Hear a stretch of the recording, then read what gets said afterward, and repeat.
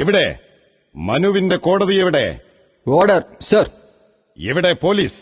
Sir, reporting from ഇരട്ടച്ചങ്കൻസ്. എവിടെ പേനയുന്തുന്ന ശിഖണ്ഡികൾ? നാഗ്പൂരിൽ നിന്നും ക്യാമറാമാനോടൊപ്പം തത്സമയം.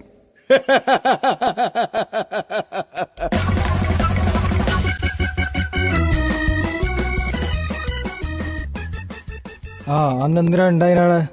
അന്ന് ഞങ്ങൾ നാരായണന്റെ വീട്ടിൽ നിന്ന് ചായ കുടിച്ച ശേഷം കാര്യാലയത്തിലേക്ക് പോയി. പിന്നെ അവിടുന്ന് ഓപ്പറേഷൻ തീരുമാനിച്ചു. ആയുധങ്ങൾ വിദ്യാഭാരതിയിൽ നിന്ന് എടുത്തു. അതൊന്ന് പാണ്ടാ, സർക്കാരിന്റെ പേപ്പറാണ്, കൂടുതൽ കളയാവുന്ന കയ്യാ. അന്ന് രാത്രി എന്തുണ്ടായിന് അത് പറയും. ഞങ്ങൾ കുറച്ച് മദ്യപിച്ചിട്ടുണ്ടായിരുന്നു. എത്ര കുടിച്ചിട്ടുണ്ടായിന്? ബൈക്ക് ഓടിക്കേണ്ടത് കൊണ്ട് കുറച്ചു കുടിച്ചാൽ മതിയെന്ന് പറഞ്ഞത് മുഖ്യ കാര്യമാക.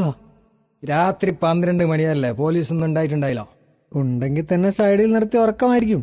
അപ്പൊ നല്ലോണം കുടിച്ചൂടെ അല്ല? അതെ അതെ, അത് നല്ലോണം കള്ളും കുടിച്ചിട്ട് വരുമ്പോ അല്ല? അതെ, വരുമ്പോൾ ഒരു മുസ്ലിയാർ പള്ളിയിലേക്ക് കയറി പോകുന്നത് കണ്ടു. അതെങ്ങനെയാടാ എനിക്ക് മുസ്ലിയാരാണെന്ന് മനസ്സിലായേ? അതും രാത്രി 12 മണിക്ക്. തലയിലൊരു തൊപ്പി ഉണ്ടായിരുന്നു. തൊപ്പിയിട്ടിട്ട് നട്ടപ്പാതിരാക്ക്. ഏയ്, സാധ്യതയില്ല. നോക്ക്, ഒരാള് പള്ളിന്റെ അടുത്ത് ചുറ്റിത്തിരിയുന്നു, അല്ലാതെ അയാള് പള്ളിയിലേക്ക് കേറുന്നെന്ന് നിക്കെന്തോ ഉറപ്പുള്ള? അതിപ്പോ ഇല്ല, ഉറപ്പില്ല.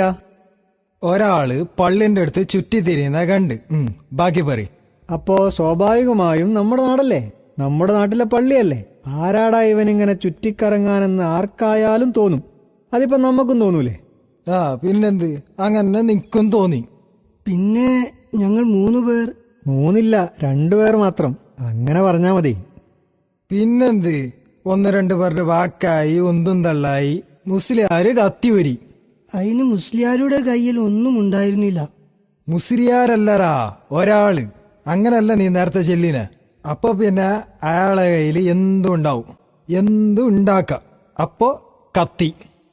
തർക്കത്തിനിടയിൽ കത്തി കൊണ്ടറിയാതെ കുത്തിപ്പോയി. അതന്നെ, കള്ളുടിച്ചിട്ട് ബോധമില്ലാതെ ഉണ്ടായല്ല, ആരായാലും ചെയ്തു.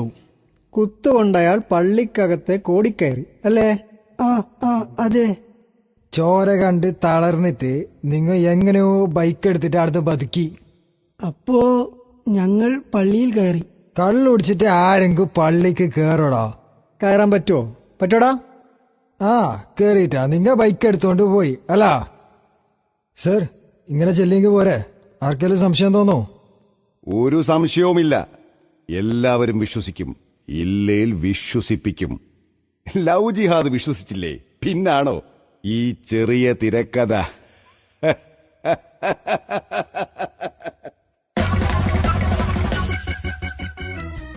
എല്ലാരും മണ്ടൻ സംഖ്യകളല്ലേ മാനെ. കഥ